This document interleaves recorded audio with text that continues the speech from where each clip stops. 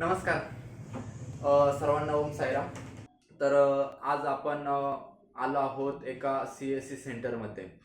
तर CSC सेंटरमध्ये येण्याचा एकच दृष्टिकोन की आपल्या सर्व शेतकरी बांधवांना ज्या सरकारी ज्या योजना आहे, ज्या योजनांना 100% अनुदान आहे, तर त्या सर्व शेतकऱ्यांना कशा प्रकारे लाभ घेऊ शकता याच्यासाठी आपण आज CSC सेंटरला आलो आहोत.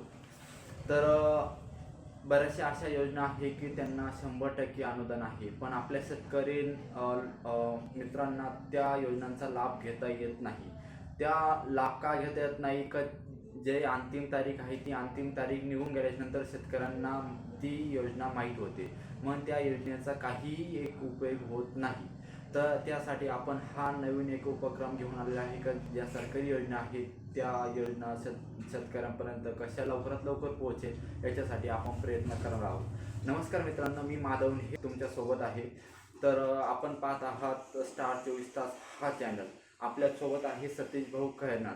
गेल्या अनेक वर्षापासून ते CSC सेंटर चालवत आहे व शेतकऱ्यांना व विद्यार्थ्यांना व त्यांच्या येणाऱ्या सर्व क्लायंटला चांगल्या प्रकारे ते मार्गदर्शन करतात. तर आज आपण त्यांच्याकडून घेणार आहोत की ज्या शेतकऱ्यांना ज्या 100% सबसिडीच्या ज्या योजना आहेत तर त्या कशा प्रकारे लाभ त्या घेऊ शकता व कोणकोणते शेतकरी लाभ घेऊ शकता हे सर्व काही आपण आज जाणून घेणार आहोत. तर नमस्कार सतीश भाऊ. तर आमच्या सर्व शेतकरी मित्रांना सांगा की आत्ता ज्या सरकारी 2025 मध्ये ज्या अशा काही योजना आहेत का त्यांना 100% अनुदान सरकारने दिले आहे, त्या नेमक्या कोणकोणत्या योजना आहेत ते आपल्या सर्व शेतकऱ्यांना सांगा.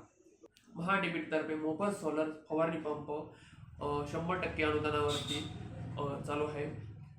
त्याच्यानंतर महाडीबीटी तर्फे इतर पण भरपूर अनुदान चालू आहे. त्याच्यामध्ये ट्रॅक्टर आहे, रोटावेटर आहे, कांदा चाळ आहे, पलटी नांगर आहे, शेततळेचं कागद आहे, शेततळे खोदकाम पण आहे. सांगितलं आम्हाला, तर ते सर्वांना किती सबसिडी आहे एक साधारणपणे? सोलर पंप आहे पाठीवरचा जो आपण मारतो फवारणी पंप, त्यासाठी 100% अनुदान आहे. ओके. आणि जे बाकीचे मी जे सांगितलं का आपल्या शेततळ झाला, शेततळ्यांचा जो कागद आहे तर त्याला एक साधारणपणे किती सबसिडी असू शकते?